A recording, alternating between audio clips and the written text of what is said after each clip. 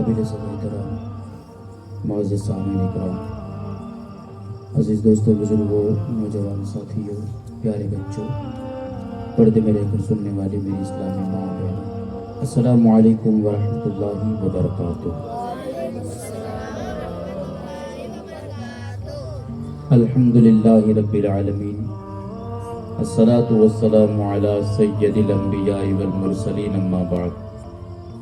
قال اللہ تبارک و تعالی فی القرآن المجید والفرقان الحمید، اعوذ باللہ من الشیطان الرجیم، بسم اللہ الرحمن الرحیم، الا ان اولیاء اللہ لا خوف علیہم ولا هم یحزنون، صدق اللہ المولانا العظیم، وبلغنا رسولہ النبی الامین المکین المعین المختار الکریم، ونحن على ذلك لمن الشاہدین والشاکرین والذاکرین والحامدین والحمد للہ رب العالمین۔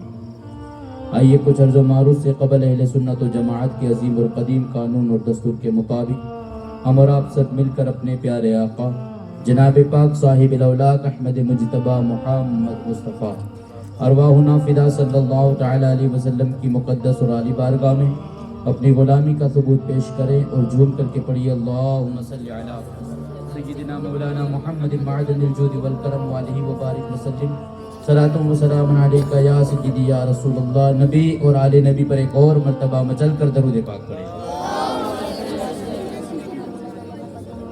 صلی اللہ علی النبی الامی وعلیہ صلی اللہ علیہ وسلم، صلاۃ و سلام دائما علیکہ یا سیدی یا رسول اللہ صلی اللہ علیہ وسلم۔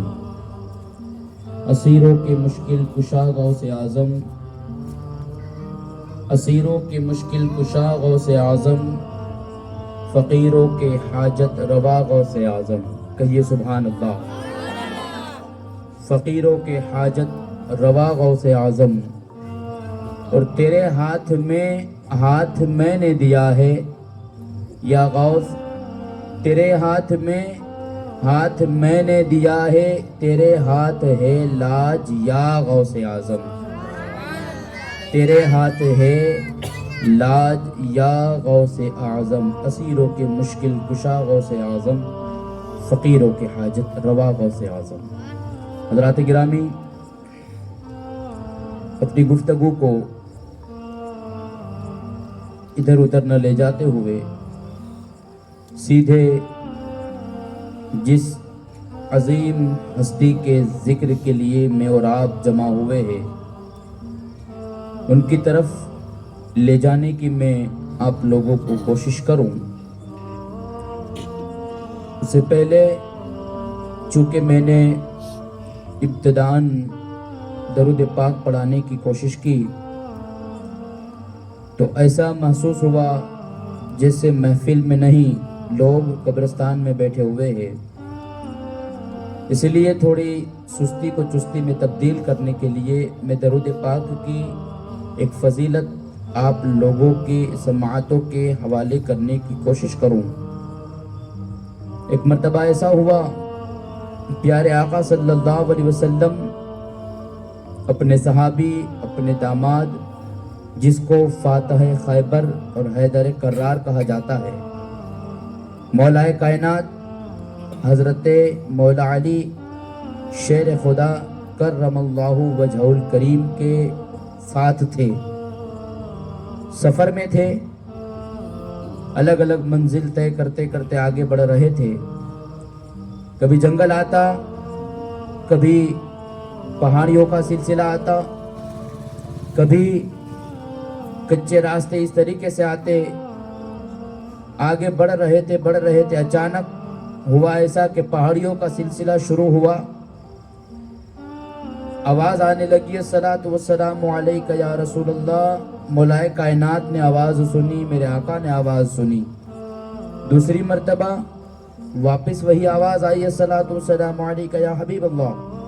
آپ نے بھی سنا، آپ کے صحابی نے بھی سنا، مولا علی خود سن رہے ہیں اور سن کر کے تعجب میں پڑ رہے ہیں کہ آواز اس وقت یہاں پر میں اور میرے نبی کے سوا کوئی اور تو موجود نہیں ہے، آواز آ کہاں سے رہی ہے؟ دینے والا دے رہا ہے لیکن نظر نہیں آ رہا ہے، آواز دینے والا دیتا ہے، حضور پہ درود پڑتا ہے، لیکن آواز دینے والا نظر نہیں آ رہا ہے. کبھی دائیں طرف دیکھتے، کبھی بائیں طرف دیکھتے، کبھی آگے کبھی پیچھے گھوم گھوم کر کے دیکھتے.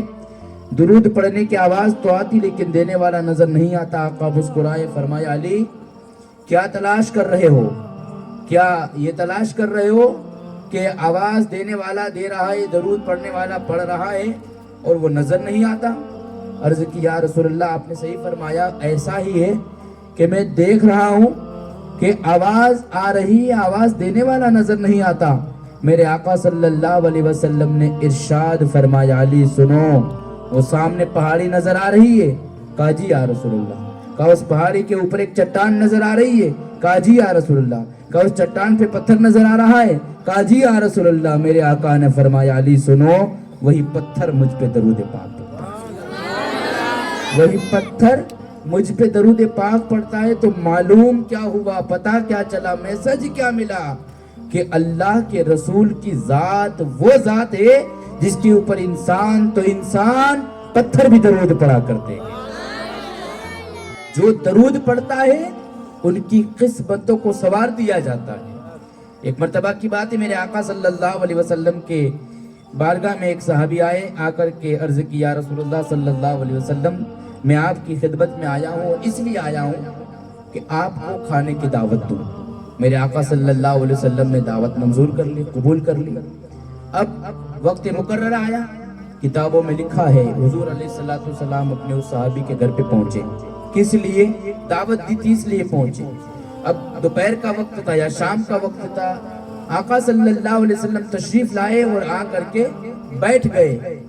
وہ صحابی رسول جو تھے کبھی کمرے میں جاتے، کبھی کچن کی طرف جاتے، کبھی کمرے میں کبھی باہر، اس طریقے سے ادھر ادھر گھوم رہے. چہرے کے اوپر ایک الگ سا منظر نظر آ رہا ہے، چہرہ متعجبانہ نظر آ رہا ہے، چہرہ ایسا نظر آ رہا ہے جیسے تعجب میں ہے، کچھ پریشانی میں ہے. کہتے ہیں کہ میرے آقا صلی اللہ علیہ وسلم نے اپنے اس صحابی سے پوچھا کہ میرے صحابی ذرا بتاؤ تو صحیح، تم کو کس چیز نے ستایا ہے، تم کو کس نے تڑپایا ہے، اور یہ بے چینی جو چہرے پہ نظر آ رہی ہے کیا بات ہے؟ عرض کرنے لگے یا رسول اللہ صلی اللہ علیہ وسلم بات یہ ہے کہ جب میں یہاں سے میرے گھر سے نکل کر آپ کی بارگاہ میں دعوت دینے کی غرض سے آیا تھا تو میرا ارادہ تھا، میری نیت تھی کہ کوئی اچھی شے، کوئی اچھی غذا میں خرید کر کے لاؤں گا اور آپ کو ہم اچھی طریقے سے دعوت آپ کی کریں گے، آپ کی خاطر تواضع کریں گے، خاطرداری کریں گے، مہمان نوازی کریں گے. لیکن یا رسول اللہ صلی اللہ علیہ وسلم بڑی دیر سے میری زوجہ جو ہے، میری اہلیہ تنور کے اندر، چولہے کے اندر جو آگ جل رہی ہے اس میں مچھلی لے کر کے آیا تھا، وہ بنا رہی ہے، لیکن مچھلی ہے کہ گلنے کا نام نہیں لے رہی ہے، مچھلی ہے گلنے کا نام نہیں لے رہی ہے. یا رسول اللہ اسی چیز نے مجھے متوجہ، اسی چیز نے مجھے ایسا متعجبانہ کر دیا کہ اب میں سوچ رہا ہوں کروں تو کیا کروں، بتاؤں تو کیا بتاؤں، جاؤں تو کہاں جاؤں. آقا مسکرائے اور فرمایا میرے صحابی تم کو پتا نہیں ہے، تم جس مچھلی کو خرید کر کے لائے ہو وہ کوئی عام مچھلی نہیں ہے. سمندر میں جب وہ مچھلی تھی تو وہ تمہارے محبوب کے اوپر درود پڑا کرتی تھی، تمہارے محبوب پہ درود پڑا کرتی تھی. اور یہ ایسی مچھلی ہے، یہ تو دنیا کی آگ ہے، اگر اس سمندر کی مچھلی کو جہنم کی آگ میں بھی ڈال دیا جائے تو اس کے اوپر جہنم کی آگ بھی اثر نہیں کرے گی. کیا معلوم ہوا، پتا کیا چلا کہ مچھلی جیسی چیز ہو کر کے اگر حضور پہ درود پڑے تو دنیا کی آگ جلا نہ سکے. میرے پیارے میں آپ، ہم تو مسلمان ہیں، اس رسول کا کلمہ پڑھنے والے ہیں اور ہم اپنے آپ کو عاشق رسول کہتے ہیں. اگر ہم درود پڑھیں گے بتاؤ ہماری زندگیوں کے اندر کتنا انقلاب آ جائے گا. ایک مرتبہ جھوم کر کے درود پاک اللہم صلی اللہ علیہ نبی الامی وعلیہ صلی اللہ علیہ وسلم صلاۃ و سلام دائما علیکہ یا سیدی یا رسول اللہ صلی اللہ علیہ وسلم. نبی کریم صلی اللہ علیہ وسلم کی عشق کی بات آئی تو میں آپ کو بتاؤں، میرے آقا صلی اللہ علیہ وسلم سے جس نے بھی دنیا میں عشق کیا، جس نے بھی پیار کیا، اللہ تعالیٰ نے ان کی دنیا بھی سنوار دی، اللہ تعالیٰ نے ان کی آخرت بھی سنوار دی. ایک لمبی فہرست ہے، ایک لمبا لسٹ ہے، اس طرف جائیں گے تو کافی وقت درکار ہے۔ چونکہ پیرانے پیر کی محفل ہے، اس لیے بہتر اور مناسب یہی ہوگا کہ اس روشن ضمیر ہی کا تذکرہ ہو۔ لیکن چونکہ عشق کی بات چھڑی ہے، عشق کے حوالے سے بات آئی ہے تو میں بتاؤں، حضور علیہ السلام سے جس نے محبت کی، آقا سے جس نے پیار کیا، اللہ تعالیٰ نے اگرچہ دنیا میں وہ لوگ بظاہر غریب نظر آئے، مالی اعتبار سے ان کے پاس دولت نظر نہیں آتی تھی، اور جائیدادی اعتبار سے ان کے پاس زمینیں نظر نہیں آتی تھی ان کے پاس، لیکن اللہ تعالیٰ نے ان کے مرتبے، اللہ تعالیٰ نے ان کے منصب، اللہ تعالیٰ نے ان کے مقام اتنے بلند کیے ہیں، اتنے بلند کیے ہیں کہ برسوں چلے گئے، صدیاں بیت گئی۔ میں آپ کو بتاؤں، جس کی طرف میرا اشارہ ہے وہ میرے پیارے آقا صلی اللہ علیہ وسلم کے ایک ایسے محب، ایک ایسے محبت کرنے والے جس نے حضور کا زمانہ پایا، کہ جو میرے آقا جس زمانے کے اندر دنیا میں موجود تھے، بظاہر دنیا میں جس وقت تشریف لائے تھے آقا موجود تھے، اپنی نبوتانہ انداز میں میرے آقا دین اسلام کی تبلیغ فرما رہے تھے، اسی زمانے میں وہ اللہ کے رسول کے سچے عاشق موجود تھے، لیکن ان کی ایک قسمت یہ تھی کہ وہ آقا سے کبھی ملاقات نہ کر سکے تھے، کبھی میرے نبی سے ان کا آمنا سامنا نہ ہوا تھا ظاہری طور پہ، لیکن روحانی طور پہ ہمیشہ میرے حضور علیہ السلام کا وہ دیدار کیا کرتے تھے، میرے آقا کی محبت میں ایسے تڑپتے تھے، ایسے بلکتے تھے، جن کے بارے میں کتابوں میں لکھا ہے وہ شخص یمن کے رہنے والے تھے۔ یمن کے اندر ایک گاؤں تھا جس کا نام قرن بتایا جاتا ہے، وہاں کے رہنے والے تھے، اور جس کو دنیا انسانیت اور اسلام کی دنیا میں جس کو حضرت اویس کرنی کے نام سے یاد کیا جاتا ہے۔ اللہ کے رسول کے ایسے محب تھے، اللہ کے رسول سے ایسی محبت کرتے تھے، اللہ کے رسول سے ایسا پیار کرتے تھے، اللہ کے رسول سے ایسی الفت کرتے تھے۔ ان کا کام کیا تھا؟ ان کا کام یہ تھا، کتابوں میں لکھا ہے، ہر کتاب میں تو نہیں لیکن کچھ کتابوں میں یہ بات پائی جاتی ہے، حضرت اویس کرنی کی وہ بات کہ جس نے آقا صلی اللہ علیہ وسلم کا ظاہری زمانہ پایا لیکن حضور سے ملاقات نہ ہو سکی، حضور سے مل نہ سکے، حضور سے بظاہر ملاقات نہ کر سکے۔ کتابوں میں لکھا ہے اویس کرنی کی زندگی ایسی زندگی تھی، ایسی زندگی تھی، اور حضور سے ایسی محبت کرتے تھے، آقا سے ایسا پیار کرتے تھے۔ کتابوں میں لکھا ہے صبح کو اپنے گھر سے نکلتے، فجر کی نماز کے بعد والدہ سے اجازت لیتے اور اپنے کاروبار کے لیے جاتے تھے۔ ان کا کام کیا تھا؟ ان کا کام یہ تھا کہ قریب میں کسی سیٹھ کے اونٹ ہوتے، ان اونٹوں کو لے کر کے رن کی طرف چلے جاتے، اونٹوں کو دن بھر چرایا کرتے تھے اور شام کو پھر لایا کرتے تھے۔ شام میں آتے اس مالک کے اونٹوں کو اس کے حوالے کرتے، جو کچھ بھی معاوضہ مل جاتا تھا، جو کچھ بھی رقم مل جاتی تھی، حضرت اویس کرنی اپنی والدہ کے پاس آ کر کے ان پیسوں کو اپنی والدہ کے ہاتھ چوم کر کے دے دیا کرتے تھے۔ یہاں پر میرے لیے، آپ کے لیے، ہم سب کے لیے ایک ایک بات درس کے قابل ہے، ایک ایک بات سبق کے قابل ہے۔ کیا بات؟ کہ حضرت اویس کرنی حضور کا زمانہ پایا، غریبی کا عالم تھا، اور چونکہ دن بھر جاتے اونٹ چراتے، شام کو جو بھی رقم ملتی گھر پہ آتے اور آپ اپنی والدہ کا ہاتھ چومتے، اور چومنے کے ساتھ ساتھ وہ ملی ہوئی رقم ان کے سپرد فرما دیا کرتے تھے۔ غور تو کرے کیسے محبت کرنے والے حضور سے وہ تھے، اور ساتھ ہی ساتھ اپنے ماں باپ سے بھی وہ کیسی محبت کرتے تھے۔ حالانکہ جس وقت کی میں بات کر رہا ہوں اس وقت حضرت اویس کرنی کے والد بظاہر باحیات نہیں تھے، لیکن ماں سے کتنا پیار کرتے تھے کہ شام کو آتے، جو بھی رقم حاصل ہوتی آپ اپنی والدہ کا ہاتھ چوم کر کے دے دیا کرتے تھے، اور بتا دیا کرتے تھے، اے میری ماں، آج میں نے فلاں جگہ کے اوپر یہ اپنے اس سیٹھ کے اونٹ لے کر کے گیا تھا، اس آدمی کے اونٹوں کو لے کر کے گیا تھا، اور میں نے چرایا اور اتنا مجھے معاوضہ ملا اتنی رقم ملی اور والدہ کے سپرد کر دیا کرتے تھے، وہ جھوٹ نہیں بولتے تھے۔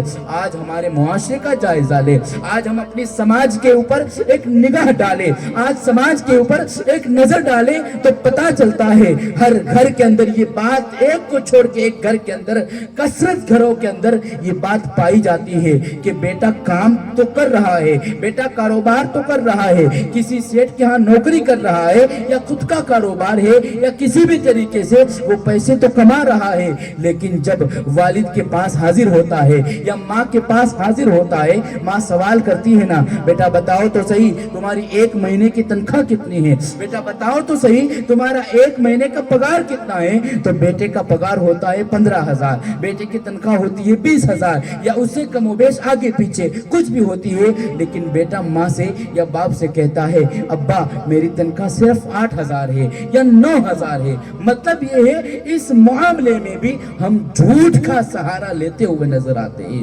ضرورت اس امر کی ہے میرے پیارے، ضرورت اس چیز کی ہے کہ ہم اپنے آپ میں سچائی پیدا کرنے کی کوشش کریں۔ دیکھیں وہ اللہ کے رسول سے محبت کرنے والے، اللہ کے رسول سے پیار کرنے والے کس طریقے سے اپنے والدہ کے پاس حاضر ہوتے، ماں کا ہاتھ چومتے، ملی ہوئی رقم ان کے سپرد کر دیا کرتے تھے۔ ہم سب کے لیے درس عبرت ہے میرے پیارے، ہماری ماں ہے، ہمارے باپ ہے، وہ ہم سے نفرت کبھی نہیں کرتے، بلکہ میں بتاؤں کتابوں میں لکھا ہے، بزرگان دین فرماتے ہیں والد اور والدہ کے مقام کے بارے میں کہ اللہ تبارک و تعالیٰ نے والدین کے مقام کو اتنا بلند کیا ہے، اتنا اونچا فرمایا ہے، ایک طرف 70 اولیاء اکرام ہو، ایک طرف 70 ولی ہو اور تمہارے لیے کہے اے اللہ اس کو ہلاک کر، اے اللہ اس کو ہلاک کر، اے اللہ اس کو ہلاک کر، لیکن ایک طرف بوڑھی ماں ہو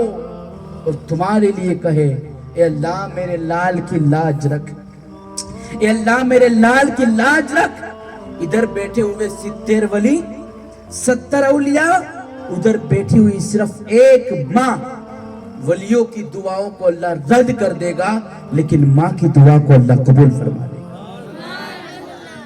وہ والدین کا مقام ہے میرے پیارے اسلام کے اندر، اور خدا کی بارگاہ میں ایک بیٹے کے لیے ماں اور باپ کا اتنا بلند مقام ہے، اتنا بلند مقام ہے کہ اس طرف جاؤں گا تو کافی وقت درکار ہے، والدین کی طرف اگر چلا جاؤں گا چونکہ مجھے پیرانے پیر کے حوالے سے آپ کو گفتگو کرنی ہے۔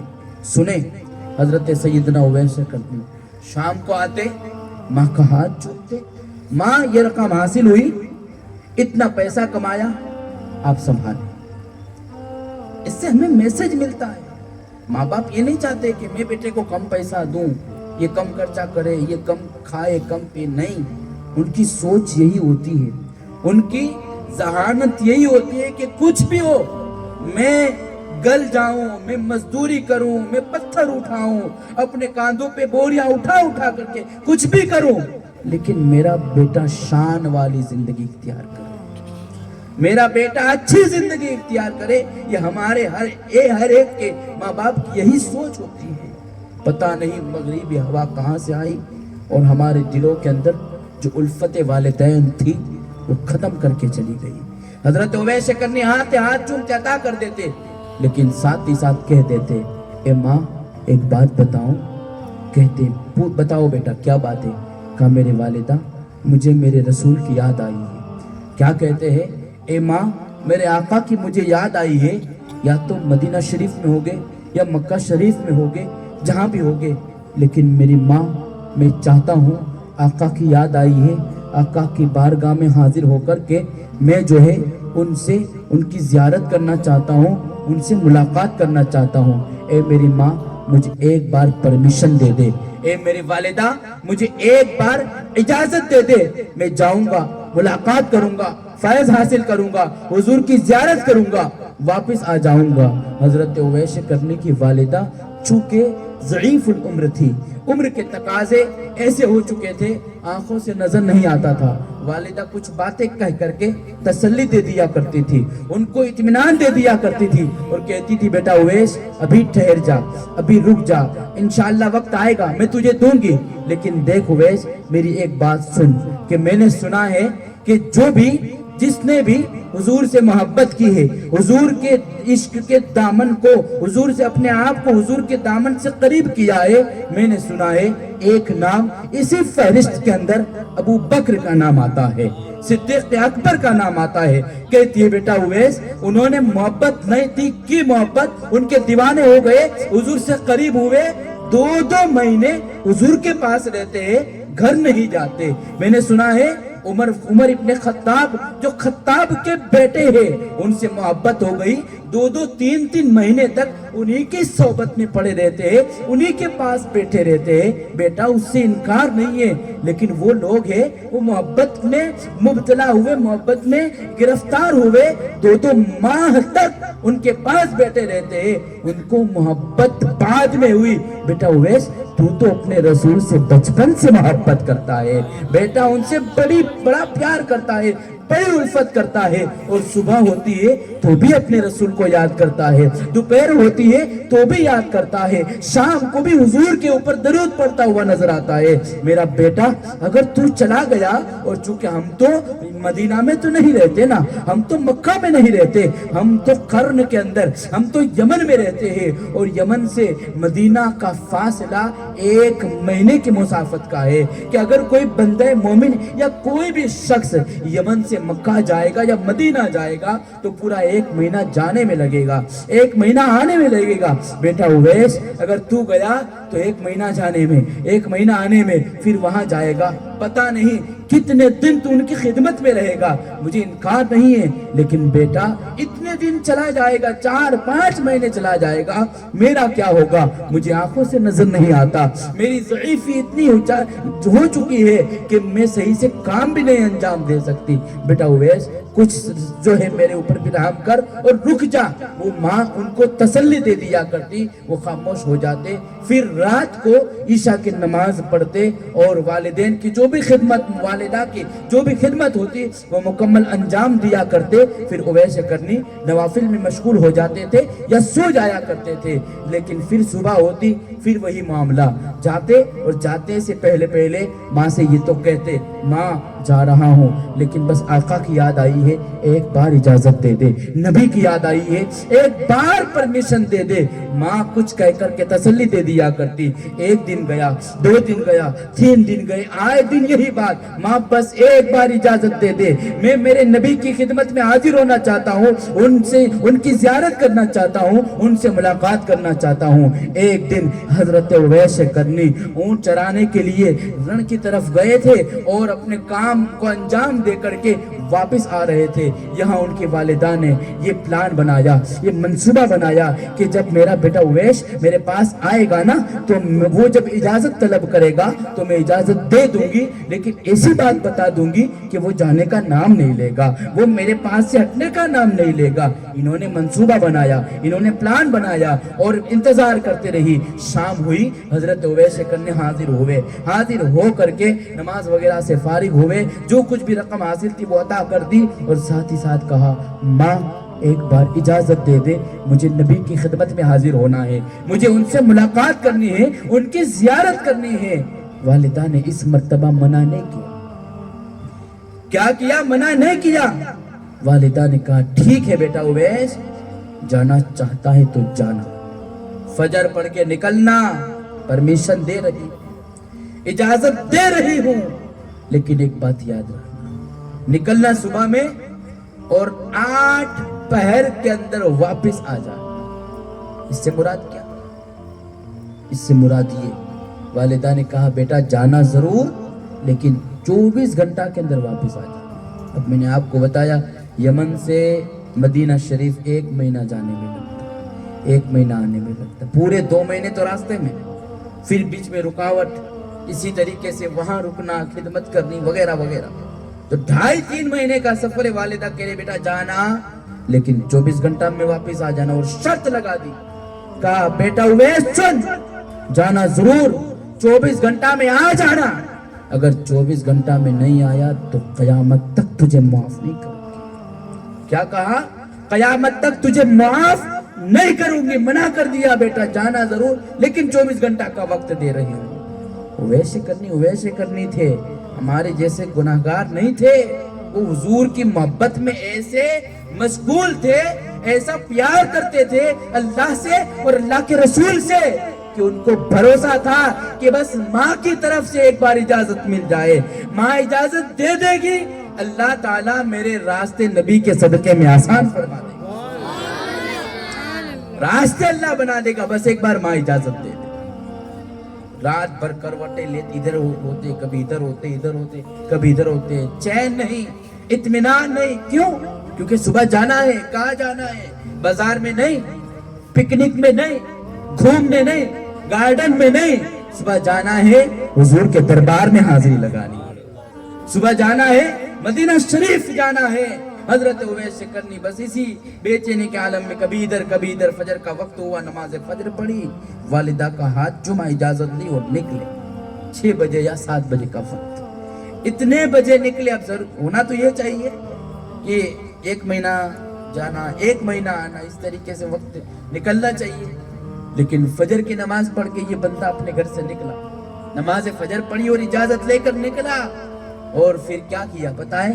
اویس کرنی نکلے تو نہ کوئی سواری، نہ اونٹ، نہ گھوڑا، کوئی سواری موجود نہیں، پیدل چل رہے ہیں، ایسی تیزی سے دوڑ رہے تھے کہ بس جلدی پہنچ جاؤں اور وقت سے پہلے آ جاؤں۔ جب دوڑتے تھے نا تو میرے نبی کی بات یاد آ جاتی کہ اے لوگو، جب میرے گھر کی طرف آؤ یا میرے شہر کی طرف آؤ، آقا نے فرمایا کہ مؤدبانہ انداز میں آیا کرو، یعنی کہ ادب کے ساتھ آیا کرو، زمین کے اوپر پیر مار مار کر کے یا اور طریقوں سے نہ، بے ادبانہ نہیں، ادب کے ساتھ میرے شہر کی طرف آیا کرو۔ حضور کی جب بات حضرت اویس کرنی کو یاد آ جاتی، اویس کرنی آہستہ خاموش ہو جاتے، دھیمے دھیمے چلتے، ایک ایک قدم آہستہ آہستہ چلتے۔ پھر یاد آتی والدہ کی بات، ماں نے کہا بیٹا اویس جانا ضرور، لیکن 24 گھنٹہ میں واپس آ جانا، اگر 24 گھنٹہ میں نہیں آیا تو قیامت تک معاف نہیں کروں گی۔ والدہ کی بات یاد آتی تو دوڑنے لگتے، حضور کی بات یاد آتی تو آہستہ چلتے، کبھی دوڑتے کبھی چلتے، کبھی دوڑتے کبھی چلتے۔ اب 7 بجے نکلے، صبح 7 بجے نکلے۔ پیاروں، 5 وقتہ نمازوں کے علاوہ دن اور رات کے اندر کچھ اور بھی نمازیں ہیں جو پڑھتے ہیں، ان کو معلوم ہوگا یا پڑھی ہوگی تو پتا ہوگا، جیسے نماز تہجد، نماز اشراق، نماز اوابین، یہ اور نمازیں نفل نمازیں ہیں۔ کہتے ہیں کہ حضرت اویس کرنی فجر پڑھ کے نکلے اور چاشت کا جب وقت ہوا، یعنی 7 یا 6 بجے نکلے، 10 بجے سے پہلے پہلے اویس کرنی مدینہ طیبہ میں پہنچ جایا۔ صبح نکلے فجر بعد اور 10 بجے مدینہ میں۔ بات کیا تھی بتائیں؟ حقیقت کیا تھی؟ راز کیا تھا؟ وہ یہ تھا کہ اویس کرنی جب نکلے نا گھر سے تو اپنے معاملات کو خدا کے سپرد کیا ہے، مولا میری والدہ بھی تیرے حوالے کرتا ہوں تیری پناہ میں، اور اپنے راستے کو مولا میں جانتا ہوں، تو بھی جانتا ہے کہ 2 مہینے تو صرف آنے جانے میں لگے گی اور کچھ وقت خدمت میں لگے گا، مالک تو جانتا ہے، لیکن مولا یہ میں اس رسول سے محبت کرتا ہوں، میں اس آقا سے پیار کرنے والا ہوں جس کو تو نے معراج کا سفر عطا فرمایا، جس کو تو نے معراج کا کیسا سفر کہ آسمانوں کے اوپر میرے آقا کو رب تبارک و تعالیٰ نے 7 آسمان کی سیر کرائی، جنت دکھائی، دوزخ کا جو ہے مشاہدہ کروایا گیا، رب نے اپنا دیدار کروایا۔ اب یہاں سے ہٹ کر کے میں آپ کو بتاؤں کہ اگر یہاں سے ہم پوری دنیا کا چکر لگائے، ایسی کار کے اندر سوار ہو جو دنیا میں سب سے تیز چلتی ہو، کتنی دیر لگے گی؟ کئی دن لگے گے، بلکہ بتاؤں میں یہاں سے پہلے آسمان پہ پہنچنا ہو تو کتنے دن لگے گے؟ کتابوں میں لکھا ہے کہ 500 برس تک اگر کوئی ہائی لیول کی کار کے اندر سوار ہو جائے اور پھر چلتا رہے تو 500 برس میں پہلا آسمان طے کرے گا، پھر 500 برس میں دوسرا آسمان، اس طریقے سے 7 آسمان کو پار کرنا ہے 3500 برس لگ جائیں گے۔ اب اتنی تو زندگی بھی نہیں ہے، 100 سال بھی زندگی نہیں۔ لوگ چاند پہ گئے، کتنے 15-20 دن یا قریب کا وقت ہوا، صرف چاند پہ گئے اور سمجھتے ہیں کہ ہم نے بہت بڑا جو ہے اعجاز حاصل کیا۔ نہیں، ارے ہم تو اس رسول کے کلمہ پڑھنے والے ہیں، اس رسول سے محبت کرنے والے ہیں کہ جس کے آگے چاند بھی اپنے گھٹنے ٹیکتا ہوا نظر آتا ہے، کہ آقا اشارہ کرتے ہیں نا تو وہ چاند بھی اپنے کلیجے کو پھاڑتا ہوا نظر آتا ہے۔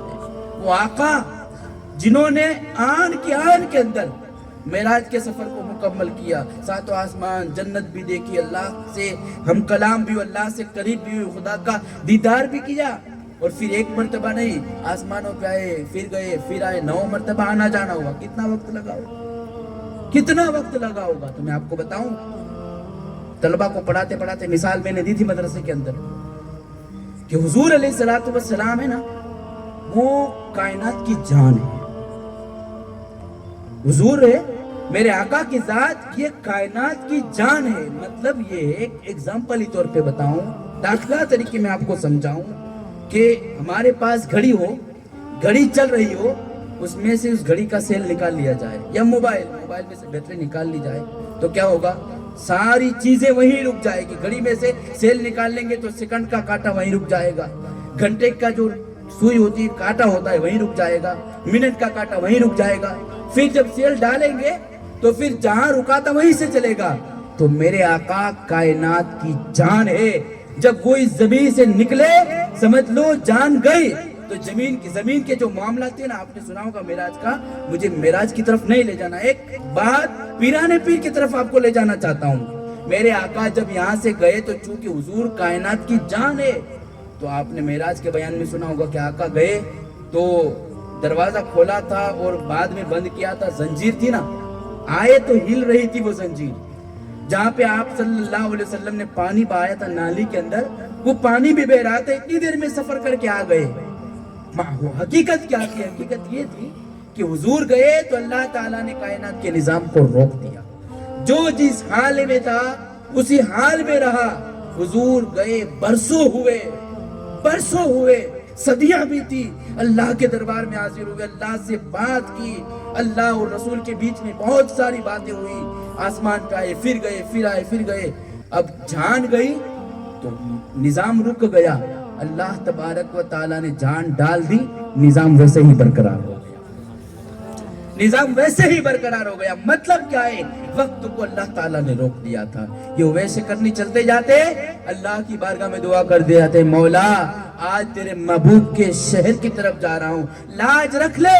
اللہ کی بارگاہ میں دعا کی، خدا کی رحمت جوش میں آئی اور زمین سے حکم فرمایا، اے زمین سمٹ جا، میرا یہ بندہ ہے، اویس ہے، یہ مجھ سے محبت کرتا ہے اور جو سفر کر رہا ہے میرے محبوب کی محبت پہ سفر کر رہا ہے، اے زمین رک جا، سمٹ جا۔ وہ زمین سمٹ گئی اور اویس کرنی 10 بجے سے پہلے مدینہ میں پہنچ جاتے ہیں۔ جب مدینہ پہنچے تو عجیب حال ہے، کیا ہوا؟ مدینہ جا کر کے پھر جلدی نہیں گئے، مدینہ گئے تو کبھی دیوار کو دیکھتے، کبھی درخت کو دیکھتے، جو بھی نظر آتا کہتے ہیں کہ دیواروں کی سائیڈ میں ہو کر کے چلتے تھے، راستوں کے بیچ میں نہیں، سائیڈ میں ہو کر کے چلتے تھے۔ کبھی دیواروں کو بوسا دیتے، مٹی کو اٹھاتے، مٹی کو چومتے، کنکر کو چومتے۔ لوگ کہتے ہیں یہ کوئی پاگل لگتا ہے، یہ کوئی دیوانہ نظر آ رہا ہے۔ ساتھوں کبھی ہم نے دیکھا نہیں کہ لوگ مٹی کو اٹھا کر کے چومے، دیواروں کو چومے، درخت کے پتوں کو چومے، یہ تو کبھی نہیں دیکھا۔ ویسے کرنی سے کسی نے پوچھا نا کہ یہ ایسی دیوانگی والی حرکتیں کیوں کرتے ہو، یہ کیوں کر رہے ہو؟ تو وہ وہی جواب دیتے تھے، تم کو معلوم نہیں ہے یا معلوم ہوگا، لیکن مجھے اتنا پتا ہے یہ مدینہ کی گلیاں ہیں، مدینہ کی گلیاں ہیں، اس راستے سے کبھی نہ کبھی میرے آقا گزرے ہوں گے، اس راستے نے میرے آقا کا دیدار کیا ہوگا، کبھی ان دیواروں نے حضور کا دیدار کیا ہوگا، کبھی ان درخت کے پتوں نے آقا کا دیدار کیا ہوگا۔ بس اسی خوشی میں ان کو چوم کر کے میں آگے بڑھ رہا ہوں۔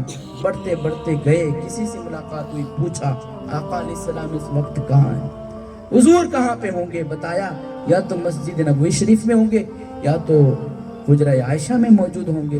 مسجد نبوی میں جا کر کے انکوائری کی تو بتایا گیا وہاں نہیں ہے۔ حجرے کے قریب پہنچے، جا کر کے دروازے پہ دستک دی، دروازہ کھٹکھٹایا۔ جب دروازہ کھٹکھٹایا اندر سے پوچھا کون؟ کہا یمن سے آیا ہوں۔ کس لیے؟ کہا کہ حضور موجود ہے، آقا ہے اس وقت؟ جواب دیا نہیں، حضور نہیں ہے، وہ دوپہر کے وقت آئیں گے یا کسی کام سے گئے، شام کو یا کل آئیں گے، اس وقت وہ گھر میں موجود نہیں۔ جب منع کیا تو ویسے کرنی وہاں سے واپس نہیں چلے آئے۔ عشق ایسا تھا، محبت ایسی تھی، پیار ایسا تھا، رسول سے الفت ایسی تھی، ویسے کرنی کو جیسے اپنا عائشہ نے منع کیا، ایک چیخ ماری اویس کرنی رضی اللہ عنہ نے، ایک چیخ ماری اور دھڑام سے زمین پہ گر گئے اور بے ہوش ہو گئے، بے ہوش ہو کر کے زمین پہ گر گئے۔ اماں عائشہ نے دروازے کی سوراخ سے دیکھا یہ کیا، چیخ لگائی اور گر گئے زمین پہ۔ پھر انہوں نے کہتے ہیں کہ پانی چھڑکا، تھوڑی دیر کے بعد ہوش آیا، اویس کرنی سے اندر ہی سے گفتگو کی، کس لیے آئے ہو؟ کہا حضور سے ملنا تھا۔ کہا کہ وہ تو ہے نہیں۔ کہا جب آئے نا تو ماں میں جا رہا ہوں، اور جب وہ آ جائے تو ان کو میرا اور میری والدہ کا سلام کہہ دینا، میرا اور میری ماں کا سلام بتا کر دینا، عرض کر دینا ان کی بارگاہ میں، بس میں جا رہا ہوں۔ کہا کہ نام کیا ہے تمہارا؟ حضرت عائشہ نے پوچھا بتاؤ نام کیا ہے تمہارا؟ تو کہا کہ میرا جو نام ہے ماں، میرے آقا مجھے جانتے ہیں، بس اتنا کہا کہ میں یمن سے آیا ہوں۔ پھر وہاں پر سے حضرت اویس کرنی نکل جاتے ہیں، ادھر مدینہ شریف سے باہر نکلتے ہیں، حضور علیہ السلام اپنے حجرے کے اندر تشریف لاتے ہیں۔ جیسے میرے آقا آتے ہیں، حضور روزانہ آتے ہیں نا کمرے کے اندر تو اپنے معمول کے مطابق بیٹھتے یا کچھ کام کرتے، لیکن آج حضور آ کر کے بیٹھے نہیں۔ حضرت میرے آقا علیہ السلام آئے، کبھی ادھر دیکھتے کمرے میں، کبھی ادھر دیکھتے، کبھی آگے، کبھی چاروں طرف دیکھتے۔ حضرت عائشہ بھی ماہوے تعجب ہے، پوچھا یا رسول اللہ یہ کیا وجہ، یہ کیا بات ہوئی؟ روزانہ آ کر کے بیٹھ جاتے ہیں، آج یہ پوزیشن کہ روزانہ سے بالکل الگ، سمجھ میں نہیں آ رہا۔ میرے آقا نے فرمایا عائشہ بتاؤ کیا کوئی آیا تھا؟ عرض کی یا رسول اللہ آنے والے تو روزانہ آتے ہیں، آپ کے دربار آپ سے محبت کرنے والے ہمیشہ آتے ہیں۔ کہا عائشہ روز آنے والے اور ہوتے ہیں، آج آنے والا اور تھا۔ کہا کیا بات ہے؟ کہا یا عائشہ بتاؤ ذرا، کیا آنے والے کو تم نے دیکھا؟ کون پوچھتا ہے؟ میرے رسول پوچھتے۔ عائشہ آنے والے کو تم نے دیکھا؟ کہا جی یا رسول اللہ دروازے کی سوراخ سے دیکھا۔ کہا عائشہ بتاؤ ان کے ہاتھ کے اوپر سفید نشان تھا؟ کہا جی یا رسول اللہ۔ کہا کہ عائشہ بتاؤ ان کے بال بکھرے ہوئے تھے؟ کہا جی یا رسول اللہ۔ کہا بتاؤ عائشہ ان کے چہرے کے اوپر سفر کے آثار نظر آ رہے تھے؟ کہا جی یا رسول اللہ۔ عائشہ بتاؤ کیا سر کے اوپر پٹی بندھی ہوئی تھی؟ کہا جی یا رسول اللہ۔ آقا بتائے تو صحیح وہ کون ہے؟ کہا کہ عائشہ بتاؤ کیا وہ یمن سے آیا تھا؟ کہا جی یا رسول اللہ وہ یمن سے آیا تھا۔ پھر آقا نے فرمایا عائشہ تم کو پتہ نہیں وہ میرا محب، میرا عاشق اویس آیا ہوا، میرا عاشق اویس آیا ہوا تھا۔ کہ یا رسول اللہ یہ ساری نشانیاں آپ کو پتا ہے، آپ کو یہ بھی پتا ہے ان کا نام کیا ہے، میرے آقا بتائے تو صحیح اویس ہے کون؟ تب آقا صلی اللہ علیہ وسلم نے ارشاد فرمایا سنو عائشہ اویس اللہ کا ایسا بندہ ہے، میرا ایسا عاشق ہے کہ اللہ سے محبت کرتا ہے، مجھ سے محبت کرتا ہے، ہر بات کے اوپر، اسلام کی ہر بات کے اوپر اپنی زندگی بھر جو ہے عمل پیرا ہو کر کے اپنی زندگی گزارتا ہے۔ اویس ایسا بندہ ہے اللہ کا، ایسا بندہ ہے کہ جب کل قیامت قائم ہوگی، لوگ نفسا نفسی میں موجود ہوں گے، نفسا نفسی کے عالم میں ہوں گے، اس وقت اللہ تبارک و تعالی اویس کی شکل کے 70,000 فرشتے پیدا کرے گا، اور اس فرشتوں کی بارات کے ساتھ اویس کو جنت کے اندر داخل فرمائے گا، جنت کے اندر داخل فرمایا جائے گا۔ حضرت عائشہ نے پوچھا یا رسول اللہ ذرا بتائے تو صحیح اتنا بڑا مقام اللہ کی بارگاہ سے انہیں کیسے ملا؟ آقا نے ارشاد فرمایا اے عائشہ سنو یہ مقام جو ملا ہے وہ ایک میری محبت اور ساتھ ہی ساتھ اپنی ماں کی محبت کی بنیاد پر ملا ہے۔ یہ اویس کرنی جن کی بارگاہ کے اندر، جن کو اتنا مقام جو اللہ کی جانب سے دیا گیا اتنا بڑا مرتبہ ملا ہے، ایک حضور کی محبت اور ساتھ ہی ساتھ اپنی ماں کی محبت میں ملا ہے۔ ہمیں میسج کیا ملا؟ معلوم کیا ہوا؟ پتہ کیا چلا؟ ہمیں علم کیا ملا؟ میسج ہمیں یہ ملتا ہے ہمیں اپنے ماں باپ سے محبت کرنی چاہیے، ان سے پیار کرنا چاہیے، جو بھی مصائب آئے، جو بھی تکالیف آئے ان کو برداشت کرتے ہوئے صبر کے ساتھ ان کے ساتھ مؤدبانہ انداز میں پیش آنا چاہیے۔ آج حالات بالکل بدل گئے۔ اب اویس کرنی کی ایک اور بات ذہن میں آ رہی ہے، کون اویس کرنی پتہ ہے؟ کتابوں میں لکھا ہے کہ میرے آقا صلی اللہ علیہ وسلم نے اپنی کچھ امانت تبرکات حضرت فاروق اعظم اور مولا علی یا فاروق اعظم اور سلمان فارسی، اس طریقے سے دو صحابیوں کے سپرد آقا نے فرمائی امانتیں. کہا یمن جاؤ، ایک میرا عاشق ہے، ان سے میرا سلام کہہ دینا. کس کے بارے میں؟ حضرت اویس کرنی کے بارے میں. کہا ان سے سلام بتا دینا، میرا سلام پیش کر دینا ان کو، اور کہنا کہ میری امت کے لیے دعا کرے. آقا نے فرمایا ان سے کہنا کہ میری امت کے لیے دعا کرے. حضرت فاروق اعظم مولا علی تشریف لائے.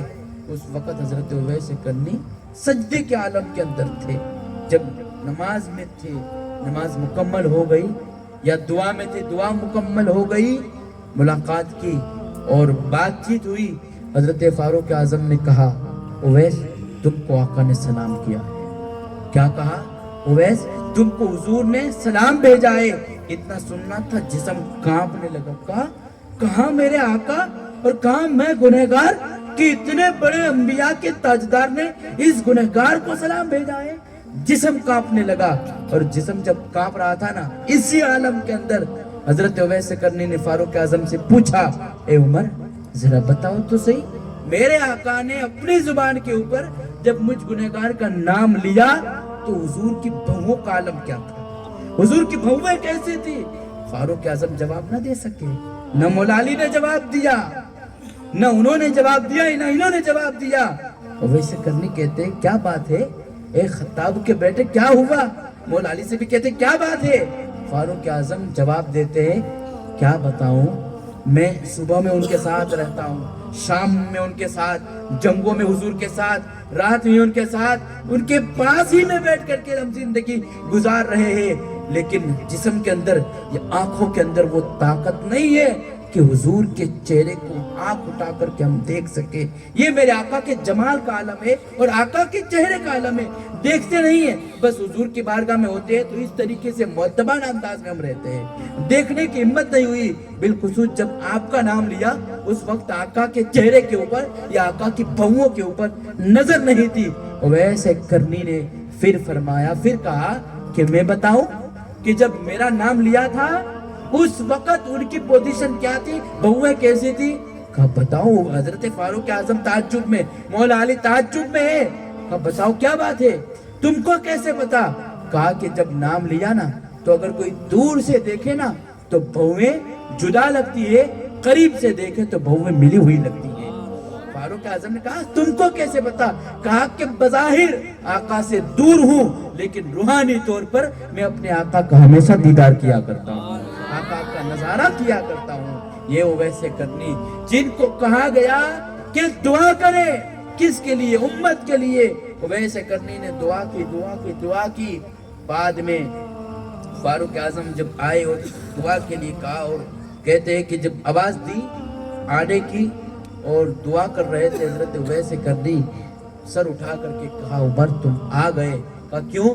کہا کہ جب میں دعا کر رہا تھا نا تو ہاتھی پہ غیب سے آواز آتی تھی، ندا آتی تھی، آواز آتی تھی ہم نے آقا کی پاؤ امت کو بخشا، اتنے امت کو بخشا، بلکہ یہاں تک کہا گیا کہ ہم نے آقا کی آدھی امت کو بخشش کا پروانہ دے دیا. حضور کی آدھی امت بخش دی گئی اور میں نے طلب کی تو پھر منع کیا. کہا کیوں؟ کہا کہ آدھی امت تمہاری دعاؤں کی وجہ سے اللہ بخشے گا، اور آدھی امت کو بغداد میں رہنے والے شیخ عبد القادر جیلانی کی دعا کے طور پر.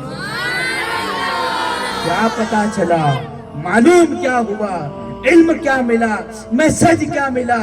آدھی امت کو ویسے کرنی نے بخشوائی اور آدھی امت کو حضور پیران پیر روشن ضمیر بخشوائیں گے. یہ اس پیر کی محفل میں آتے ہو، اس پیران پیر، اس روشن ضمیر کی محفل میں آتے ہو، اپنی قسمت کو کم نہ سمجھنا. ہمارے غوث پاک اتنے بڑے ولی ہے، اتنے بڑے ولی ہے. میں آپ کو بتاؤں، ایک مرتبہ ابھی اپنی والدہ کے پاس بیٹھے ہوئے، کون؟ غوث پاک اپنی ماں کے پاس بیٹھے ہوئے ہیں، اور کہا ماں جب میں پیٹ میں تھا اس وقت کی کوئی ایسی بات ہے جو عجیب ہو، جو عجیب بات ہو؟ کہا جی ہے بیٹا. کہا بتاؤ نا. کہا کہ رہنے دو. کہا بتاؤ. اصرار کیا، غوث پاک نے اصرار کیا، والدہ نے بتانا شروع کیا. ایک دن ایسا آیا کہ میں گھر کے اندر تھی، اچانک دروازے پہ دستک ہوئی، کسی نے دروازہ کھٹکھٹایا، دروازے پہ جو ہے دستک کی آواز آئی، میں نے خادمہ سے کہا کہ دیکھو کون ہے، کہا کہ کوئی مانگنے والا ہے۔ جب مانگنے والا کے بارے میں کہا تو میں نے کہہ دیا کہ اس سے کو بھی جائے، گھر کے اندر کوئی مرد ہے نہیں، بعد میں آئے دگنا دیا جائے گا، یہ کہہ کر کہ تم واپس آ جانا۔ خادمہ نے کہہ دیا، اور وہ مانگنے والا جو تھا فقیر، اس نے سنا کہ گھر کے اندر کوئی مرد نہیں ہے، گھر کے اندر کوئی شخص موجود نہیں ہے، مرد نہیں ہے۔ اس کے نیت کے اندر تبادلہ ہوا، اس نے سوچا کہ مرد نہیں ہے، چوری کا موقع ہے، گھر کے اندر جو بھی عورتوں کے زیورات ہوں گے، جو بھی سونا ہوگا، جو بھی داگینہ ہوگا، اس کو ہڑپ کر کے لے جانے کا اصل وقت آ گیا ہے، اصل موقع آ گیا ہے۔ اس نے دروازے کو کھولا اور کھول کر کے جو بھی زیورات تھے ان زیورات کے اوپر ہاتھ لگانے کی کوشش کی۔ ادھر اس کی نیت کے اندر ڈاما ڈولی ہوئی، اس کی نیت کے اندر تبدیلی آئی۔ آپ کی والدہ فرماتی ہے میں نے آنکھیں بند کی اور مدینے کی سرکار کو یاد کیا، مدینے کے تاجدار کو یاد کیا، ابھی حضور کو یاد کیا تھا، مدد کے لیے پکارا تھا۔ اچانک ہوا ایسا کہ کھجور کے درختوں کی طرف سے، جنگل کی طرف سے ایک شیر آیا، وہ شیر آیا، آ کر کے اس کو پھاڑ دیا، اس کو مار دیا، اور پھر شیر چلا گیا۔ وہ عجیب بات ہے، شیخ عبد القادر جیلانی بات سنتے جا رہے ہیں اور مسکراتے جا رہے ہیں، ہمارے پیر و مرشد حضور غوث پاک سنتے جا رہے ہیں اور مسکراتے جا رہے ہیں۔ آخر میں کہا والدہ کیا جانتی ہو وہ شیر کون تھا؟ کہا نہیں بیٹا نہیں۔ سنو والدہ، وہ کوئی اور نہیں، وہ تمہارا بیٹا عبد القادر جیلانی جس نے تمہاری حفاظت فرمائی۔ تو ابھی والدہ کے پیٹ میں اور والدہ کی حفاظت کر رہے ہیں، چوروں سے حفاظت کر رہے ہیں، ڈکیتیوں سے حفاظت کر رہے ہیں۔ وہ ہمارے مرشد ہے، وہ ہمارے پیر ہے۔ اگر ہم اپنی زندگی کے معاملات کو ان کے حوالے کر دیں گے تو کیا ہوگا؟ ہماری زندگی کے اندر بھی انشاءاللہ انقلاب آتا ہوا نظر آئے گا۔ اللہ کی بارگاہ میں دعا ہے جو باتیں بتائی مجھے، آپ کو، ہم سبوں کو ان باتوں پر عمل کرتے ہوئے اپنی زندگی گزارنے کی توفیق عطا فرمائے۔ غلطی سے اگر کوئی جملہ نکل گیا ہو، مولا تعالیٰ میرے غلط جملے کو اپنے فضل و کرم سے معاف فرمائے۔ وآخر دعوانا ان الحمدللہ رب العالمین۔ السلام علیکم۔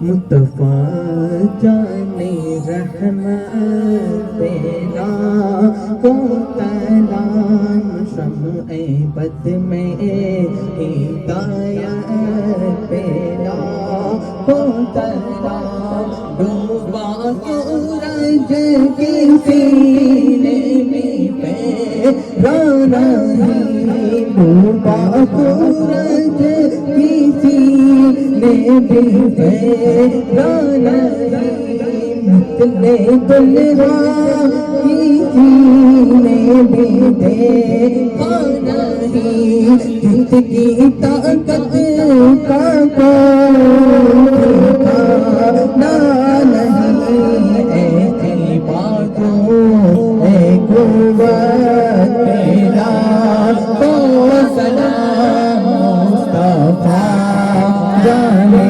رحمت تیرا تو سلام شمع بد میں ہدایت تیرا تو سلام سارا میدان میں ہے شر ماں ہوا تھا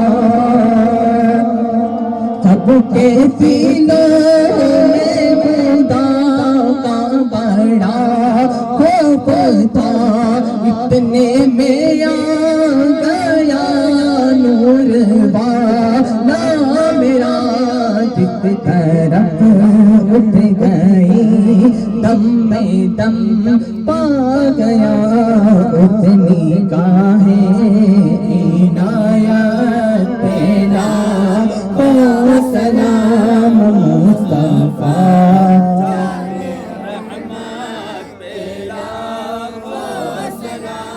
شمع بد میں ہدایت تیرا او سلام فضل ربی سے مردوں کو زندہ کیا ایک اتباع دنیا دکھلا دیا آج بھی عقل انسان حیران ہے گوشت آدم اماموں کا بننا جلوائے شان قدرت لاکھوں سلام مصطفیٰ جان رحمت لاکھوں سلام ہم نے نہ جانا تھا آپ کا مرتبہ آیا اقبالی جس نے ہم پہ احسان کیا نور میں عشق آنکھوں میں پہنا دیا ڈال دی قلب میں عظمت مصطفیٰ سیدیا نا حضرت کو سلام مصطفیٰ جان رحمت کو سلام آرزو یہی ہے جاؤں ان کے روضے پر تھام کر ان کی جالیاں اور پڑھو یہ کلام سے خدمت کے قدسی کہے ہار دام مصطفیٰ جان رحمت لاکھوں سلام شمع بد میں ہدایت پہ لاکھوں سلام السلام علیکم یا نبی اللہ وعلی آلہ و اصحابہ یا محمد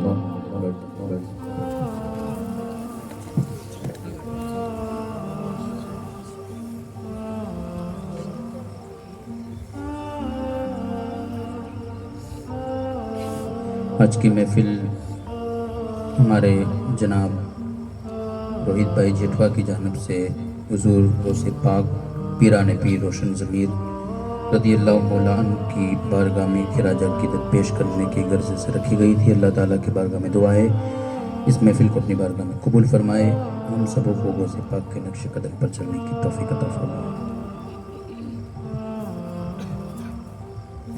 أعوذ بالله من الشيطان الرجيم بسم الله الرحمن الرحيم قل يا أيها الكافرون لا أعبد ما تعبدون ولا أنتم عابدون ما أعبد ولا أنا عابد ما عبدتم ولا أنتم عابدون ما أعبد لكم دينكم ولي دين بسم الله الرحمن الرحيم قل هو الله أحد الله الصمد لم يلد ولم يولد ولم يكن له كفوا أحد بسم الله الرحمن الرحيم قل هو الله أحد الله الصمد لم يلد ولم يولد ولم يكن له كفوا أحد بسم الله الرحمن الرحيم قل هو الله أحد الله الصمد لم يلد ولم يولد ولم يكن له كفوا أحد بسم الله الرحمن الرحيم قل أعوذ برب الفلق من شر ما خلق ومن شر غاسق إذا وقب ومن شر النفثات في العقد ومن شر حاسد إذا حسد بسم الله الرحمن الرحيم قل أعوذ برب الناس ملك الناس إله الناس من شر الوسواس الخناس الذي يوسوس في صدور الناس من الجنة والناس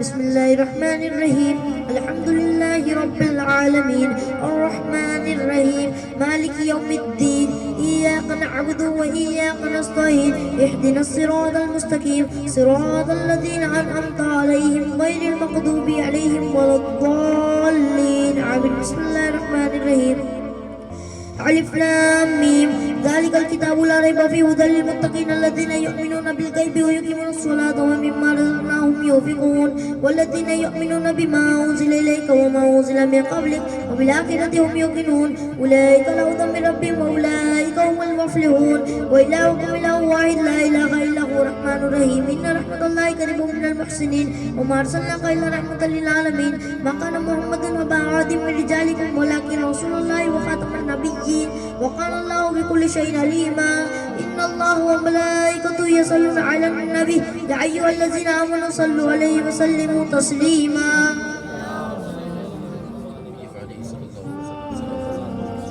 الفاتحة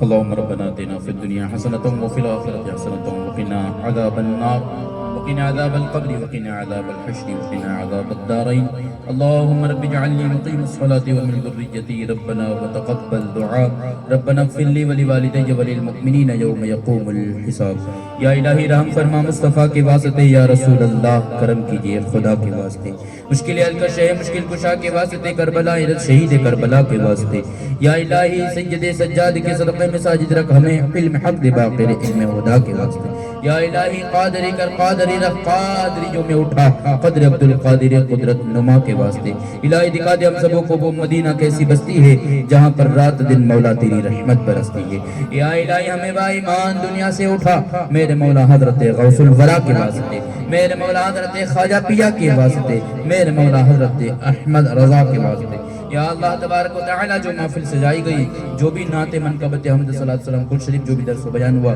پڑھنے سننے سنانے میں اگر کوئی لفظ صحیح معنی خطا ہوئی ہو اپنے فضل و کرم سے معاف فرما دے اس کا ثواب سب سے پہلے تیری بارگاہ میں نظر کرتے ہی قبول فرما لے تیرے پیارے محبوب صلی اللہ علیہ وسلم کی بارگاہ میں پہنچاتے ہی قبول فرما لے ان کے وسیلے سے تمام انبیاء اکرام کے ارماؤں تک پہنچاتے ہی قبول فرما لے تمام صحابہ اکرام کی روح تک پہنچاتے ہی قبول فرما لے تمام تابعین تابعین تابعات کے ارماؤں تک پہنچاتے ہی قبول فرما لے مولا تعالی حضرت آدم سے لے کر قیامت تک جتنے بھی مسلمان آئے ہیں آنے والے ہیں جو بھی دنیا میں موجود ہے تمام مسلمانوں کے روح تک پہنچاتے ہیں قبول فرما لے مولا تعالیٰ اس محفل پاک کا ثواب بالخصوص پیر پیرا میر میرا شاہ جیلا حضور شیخ عبد القادر جیلانی غوث اعظم رضی اللہ عنہ کی بارگاہ میں پہنچاتے ہیں قبول فرما لے مولا تعالیٰ غوث پاک کے طفیل میں جنہوں نے محفل کو سجایا ان کے خاندان کے جو بھی مرحومین دنیا سے ایمان کے ساتھ گئے ان کے ارواحوں تک بھی پہنچاتے ہیں قبول فرما لے ہم تمام کے مرحومین مولا تعالیٰ جو بھی ایمان کے ساتھ گئے ان کی روح تک بھی پہنچاتے ہیں قبول فرما لے اس محفل کے طفیل میں ہم سبوں کو 5 وقتہ نمازوں کی پابندی کرنے کی توفیق عطا فرما ہماری پیشانیوں میں سجدوں کی تڑپ عطا فرما یا اللہ چاشنی عطا فرما لذت عطا فرما اخلاص عطا فرما للہیت عطا فرما تیرا قرب عطا فرما تیرے محبوب سے سچی محبت کرنے کی توفیق عطا فرما عالم اسلام کے مسلمانوں کے ایمان کی حفاظت فرما ہمارے عقیدوں کی حفاظت فرما بالخصوص فلسطین کے مظلوم مسلمانوں کے غیب سے مدد فرما اہل ہند کے مسلمانوں کے غیب سے مدد فرما یا اللہ ہمیں تیرے نیک بندوں کے صدقے تو نیک بنا دے تیرے اچھے بندوں کے صدقے ہمیں بھی اچھا بنا دے تیرے سچے بندوں کے صدقے ہمیں بھی سچا بنا دے تجھے فضل کرتے نہیں لگتی بار نہ ہو تو سے مایوس امیدوار گناہوں کی عادت چھوڑا میرے مولا مجھے انسان بنا میرے مولا گناہوں کی عادت چھوڑا میرے مولا مجھے ایک انسان بنا میرے مولا جو تجھ کو جو تیرے نبی کو پسند ہے جو تجھ کو جو تیرے نبی کو پسند ہے جو تجھ کو جو تیرے نبی کو پسند ہے جو تجھ کو جو تیرے نبی کو پسند ہے ہمیں سبردہ بنا میرے مولا ہمیں سبردہ بنا میرے مولا گناہوں کی عادت چھڑا میرے مولا مجھے انسان بنا میرے مولا ان اللہ و ملائکتہ یصلون علی النبی یا ایھا الذین آمنوا صلوا علیہ وسلموا تسلیما سبحان ربك رب العزة عما يصفون وسلام على المرسلين والحمد لله رب العالمين بحق لا إله إلا الله محمد